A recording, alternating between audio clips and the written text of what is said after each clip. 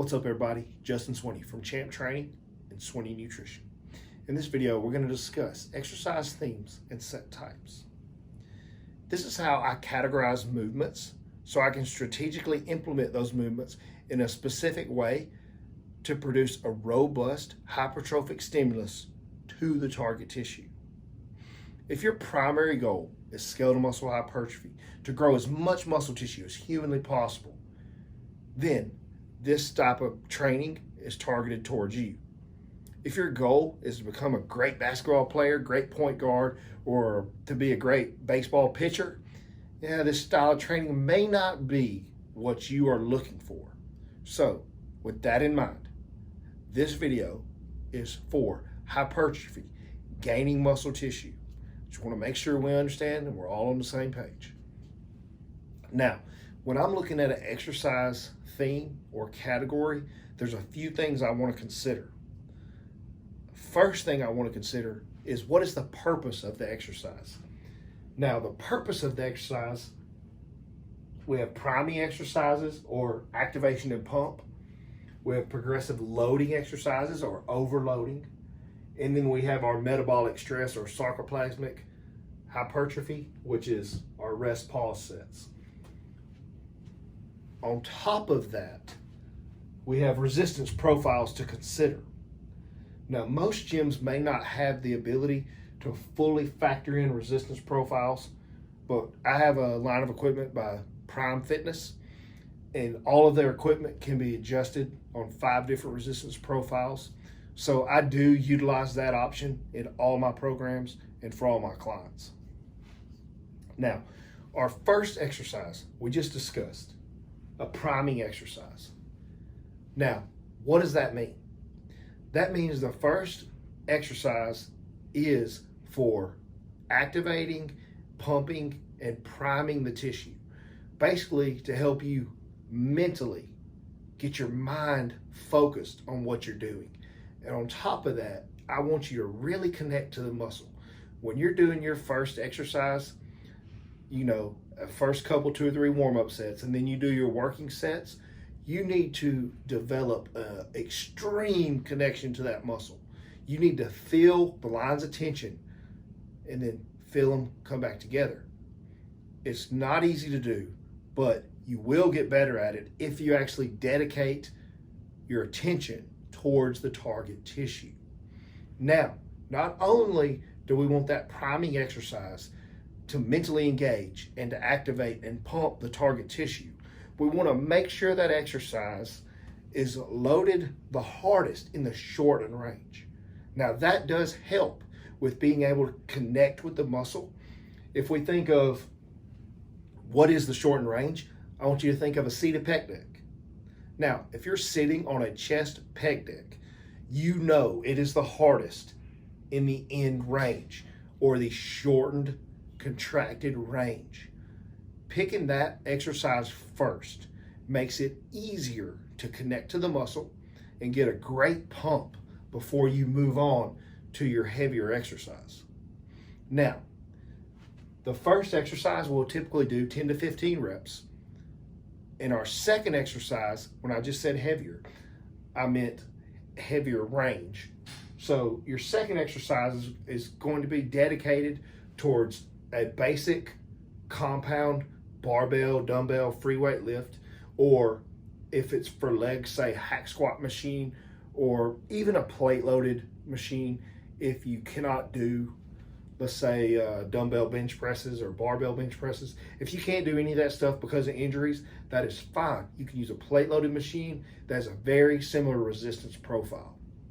So this exercise, it is themed towards progressive loading or overloading. Your goal of that is to get stronger each week. You want to add weight so you can stay within the rep range at a sufficient effort level. If you can do that, you will grow muscle. The third exercise, what is the point of it? Well, our third exercise is in the category, and I've got cluster sets or rest pause style sets. And also, sometimes I call them my champ cluster sets because they're an occlusion style rest pause, which some we'll get into later. But that is a very difficult set.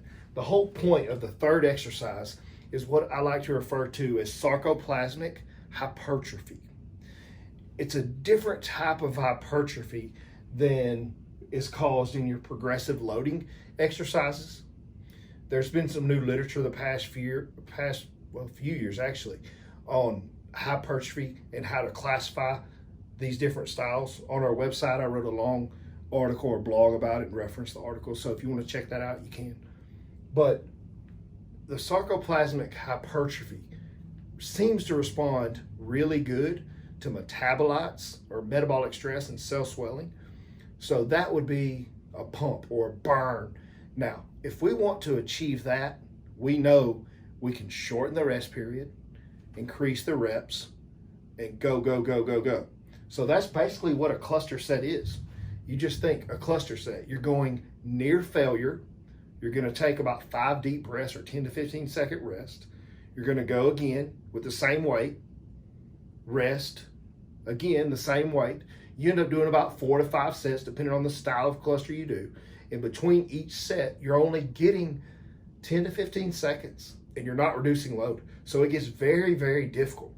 And depending, again, on the style of cluster set, it determines your rep range, your rest, and your increase or decrease of load. Now, you'll notice on this one I did put length and range. There's a reason I put that. Because here I have a specific line of equipment that we can load on 5 or 3. Now those are 2 different ways to load the length and range.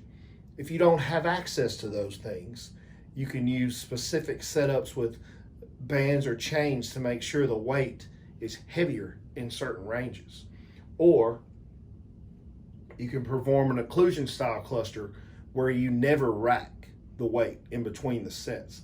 So that means while you're taking your 5 breaths for 10 to 15 seconds between every cluster set, you're holding it with slight tension on the muscle. When you do that, it's intense, very intense, but it causes growth. It works. So that's our 3 basic exercise types. Priming exercises are activation and pump. Then our meat and potatoes movement, our progressive loading movement. We will add weight and we will get stronger in this movement every single week. And our third exercise, again, is targeted toward the metabolic stress, the metabolites, the cell swelling, that intense pump, burn, pain, just that enormous swelling of the tissue. Now, when we write our workout down and we come up with what we're doing, we have to determine what classifies the workout as having a sufficient volume for a hypertrophic stimulus.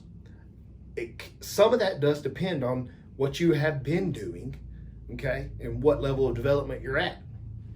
But let's say we're coming fresh off a deload, or we're just doing this for the first time. We've never really trained this way. I like to start with 2 sets per movement. Now, I know what you're thinking. 2 sets, right? There's nothing to that. Yes, there is. This is 2 work sets. This is not counting warm-up sets. If you're very strong, you may have 4 or 5 warm-up sets or workup sets, okay? So the first exercise, 10 to 15. For the set to count, your minimum RPE is 7 to 8.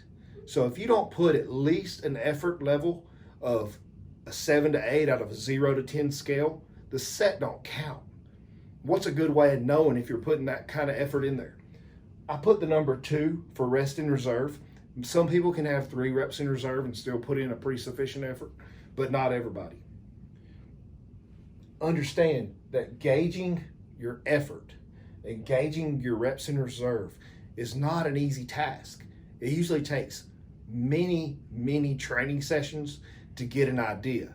But that is why we log all our weights, we log our RIRs, and we always rate our perceived exertion on every exercise at every session. If you're one of my clients, you know you've already got the template and you fill out every set, every weight, every RIR. It only takes 2 seconds. It just makes you very good at it so you can progress and get bigger and get stronger. So if you do this exercise, Set 1, 50 pounds. Let's say you did 10 reps. Set 2, 75, you did 10. Set 3, 100, you did 10.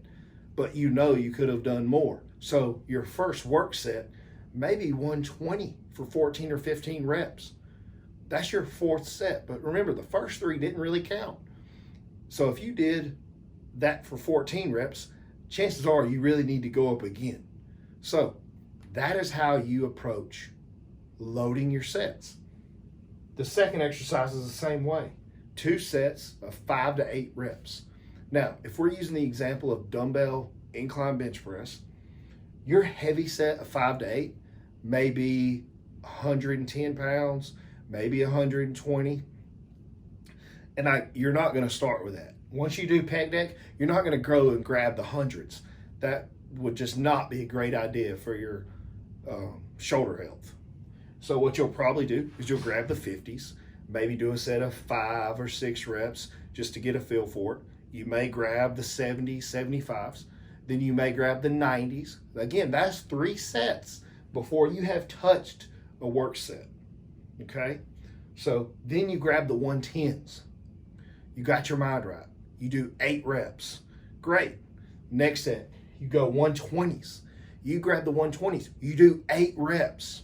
Now you have to think back and go, wow, if I did 8 reps with the 120s, chances are the 110s for 8 reps were not at 2 RR, okay? So then you have to think, okay, should I have counted the 110s? Do I need to go one more set with these 120s and see if I get 8 again so I know for a fact 110s weren't hard enough? Again, that is why we write stuff down, so we can practice, so we can get better at improving upon our training. And on the rest pause sets, you'll see I have 1. Typically 1's enough. After 1, you're pretty smoked. Because if we're training, let's say this is a push day, after this we'll probably go to 1 shoulder exercise, then a tricep exercise, and then call it a day.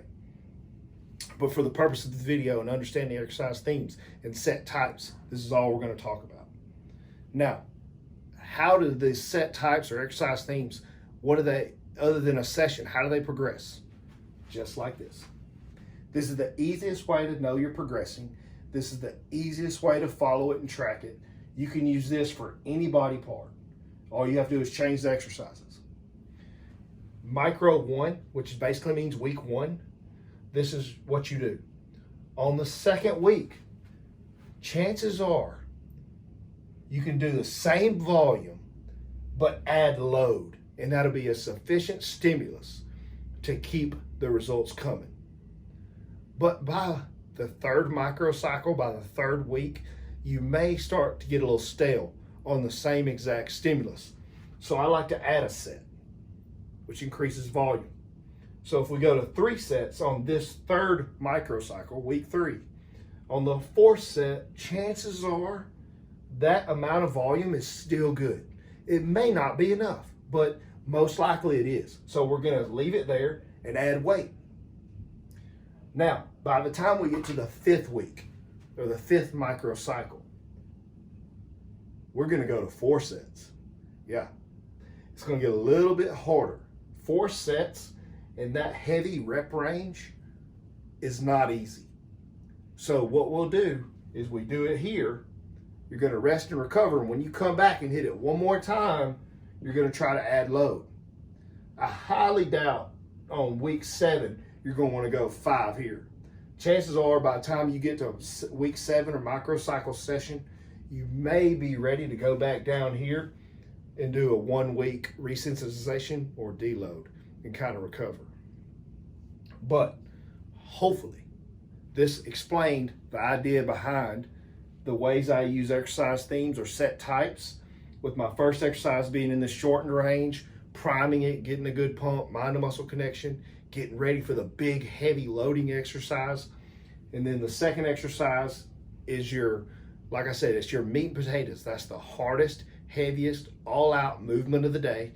That's your bench press, your dumbbell bench press, that's your squats, that's your big heavy movements. And then the third exercise, once we've already done our loading, that's going to push us to our sarcoplasmic. That's where we're really going to try to get the muscle as big, full, round, and pumped as possible. What you don't want to do, the number one mistake people make, is form. The technical proficiency seems to go to crap when people get tired. I don't understand that. When they try to add load, they will add load or add a set, but they sacrifice the stimulus from that by shortening the range of motion or not controlling their form. That is a huge mistake. I see it all the time. I can be in my office in the gym and I'll hear weights clank, clank, clank. And by that I mean machines. If you're using a machine, a cable machine with a pin select, and you're making noise, not controlling the eccentric, and especially on the last reps where it's the most vital, the stimulus is intense, then what? Why? I don't understand that. Some people just don't understand the benefits they're losing by free-forming the eccentric. You're 20 to 60% stronger in the eccentric portion of your rep. So why would you not be able to control it? Well, that tells you alone it is mental, the effort. And we need good effort in our training to produce a hypertrophic stimulus. Does that make sense? I hope so.